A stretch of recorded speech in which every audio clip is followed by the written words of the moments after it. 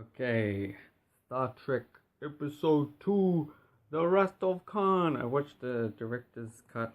This is, okay, so which ones have I seen? I've seen the first Star Trek, I've seen The Search for Spock, number 3, I've seen, and there's a gap, I've seen Generations,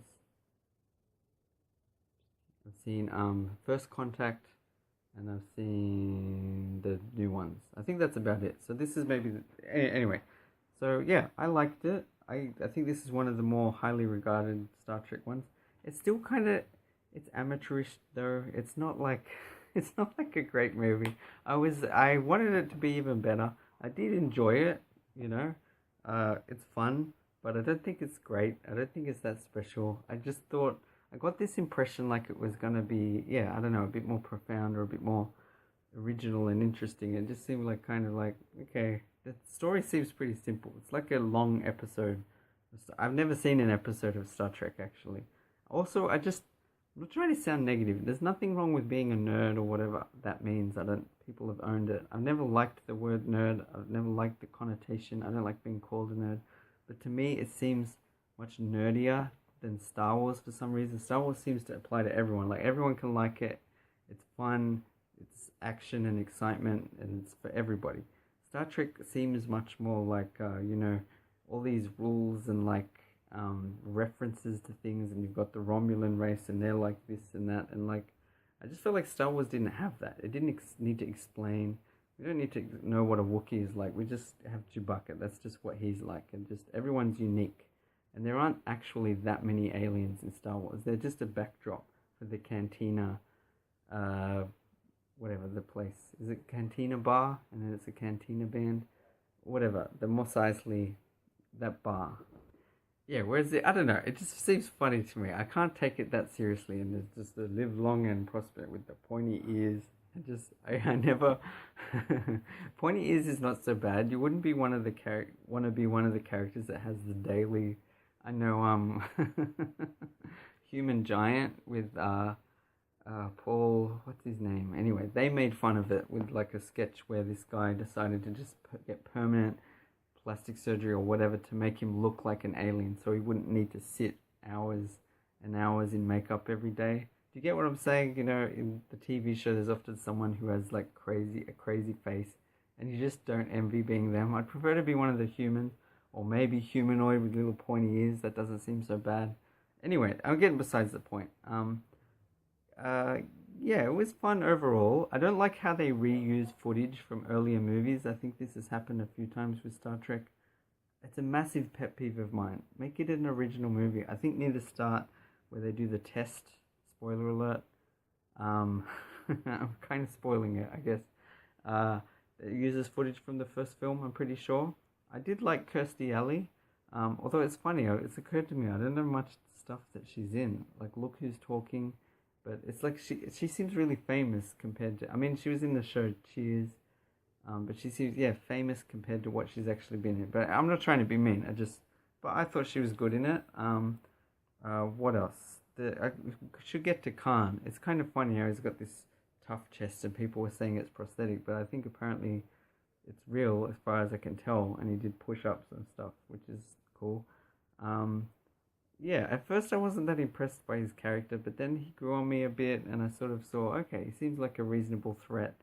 Um, I found the group of people with him kind of funny. Like, just, it's this funny look. It's like the futuristic homeless look is how I would describe it. Because they got kind of cool futuristic stuff, but they don't actually look dirty. It looks like I've got makeup on to make me look dirty and stuff, and like poor, or I don't know.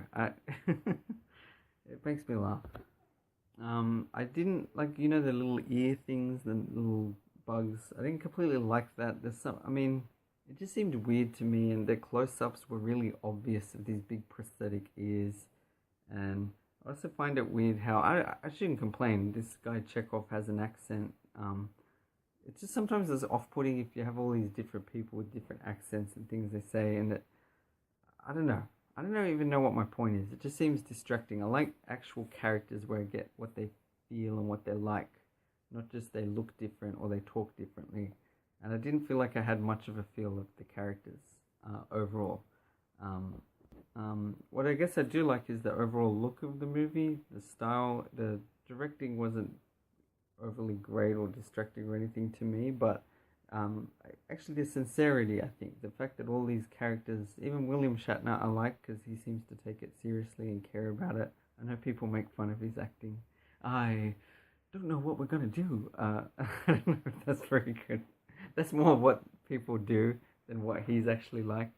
But yeah, they seem to really care about it. And that's important to me. Like, I'm happy to go along with any story we've got. I don't care if it's silly. If the actors really care about it and they're taking it seriously, and you're making a dramatic moment, then I'll relate to it and I'll try to get out of it what the general analogy is, what it would feel like to be in that situation.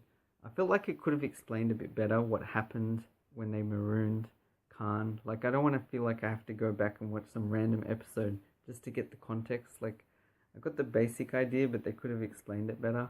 I also find it's so hilarious that these spaceships go.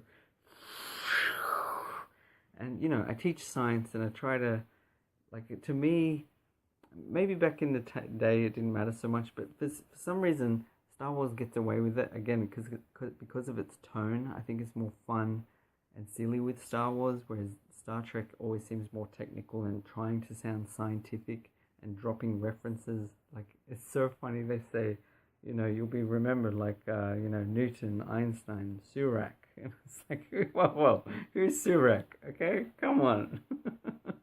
I get it. Okay, they're trying to say, oh, you know, in 200 years there'll be, obviously there should be other great scientists that do great things, and then they'll be remembered and have, you know, Surak, a Vulcan or Romulan. I don't even know the difference. Whatever, something. Yeah, I'm realizing I don't think I have that much to say about it. I did like some of the drama, the tactics they used against each other, where there's sort of a bit of a one-upsmanship between Khan and William Shatner, whatever he is, Admiral Kirk, James T. Kirk. It did seem silly though that they approached the other ship, and I think Kirstie Alley says something like, you know, the protocol is that you have to put shields up or something if there's been no communication, something. I just thought, yeah, like, why would you approach them? There's no communication. Would you not try to be a little careful? And then all of a sudden, they put up their shields and then attack you. Like, oh, surprise, surprise. I didn't get that. That seemed like a rookie error. And then they happened to hit them right where... It reminds me of, like, kids playing with toys. There's always this side gets the upper hand and this side comes back. And, like, everything is just perfectly... Didn't seem that realistic. Like, oh, they just happened to hit in exactly where it would be damaged, so that, you know, it just keeps, so they can't escape, and so they've got the disadvantage. And then I did like how he sort of tricked Khan at least once or twice, and also the fact that Khan thinks two-dimensionally, so they basically go down. I don't know if I completely missed it. I think they pretty much go down and then maybe come up behind. It's like Khan didn't think of that. They can't see visually where they are. Like, how would you not be aware that you're in 3D space? Like, I don't get that. Also, like, if you think of, like, X-Men, like, Storm's power is insane. How does she control the weather? It's like a weird, like, I'll try to go with whatever your crazy idea is. Magneto's a bit easier to understand with magnetism. But Storm, just weather, the reason I bring that up is because there's this Genesis machine, and it's like it can take a dead planet, you know, or a planet, like, I don't know, maybe you say Venus is inhospitable, whatever, to life, and they turn it into like a lush living. It's like, how on earth is that going to work? Like, there's no, I'm not saying something like that would be completely impossible if you go far enough in the future, but like just the details of it, like what type of life, how does it decide what type of life to create, and how does it quickly change the atmosphere to sort of work, or like how does it do all of that stuff? The complexity is insane. It doesn't seem clear what the rules are. I do think it's kind of a cool idea that you have this thing, Genesis, that's like this amazing, beautiful, useful tool to create life, and then it's like, well, hang on, what if you used it on a planet that already has life? And it's like, oh, well, it would kill everyone. And it's like, oh, so it's actually very dangerous and it's a weapon. I think that's an interesting idea, but I didn't think the movie really explored that. I can't even remember I think it was just the threat that it was going to get used. I don't remember the Genesis machine actually being used in the movie. Like maybe it got used once in a positive way, but then it's anyway. So it feels like it's got some loose ends. So yeah. And again, another spoiler alert. I guess at the end, the stuff with Spock, I guess I understand. Like it is kind of dramatic. It kind of works, but it still feels really amateurish. Like he just walks in, and then he's just like walking around, like puts his hand on the. Seems like I bought it. I got into the moment. I did think it was nice. Some of the quotes, something about being a friend. I'll always be your friend. And I like it. It almost reminds me of the Terminator, like Terminator 2 Judgment Day. Some of the things where he's learning from the boy, and he's sort of, it's like the Terminator's realizing these things about, he says near the end or at some stage, I know now why you cry. And like the way he's and he gives the thumbs up as he destroys himself, like sort of, if this machine can understand human emotion a bit, it's just kind of profound in a way, or nice. And then it's like this Vulcan or whatever he is, with the pointy ears, who has no emotion or is very good at controlling it and calculates things and, being logical and rational. I think it is nice that there are certain times when he's like, he understands emotion or the value of friendship, and that he can be wrong sometimes, or that logic is not always the only. I like that.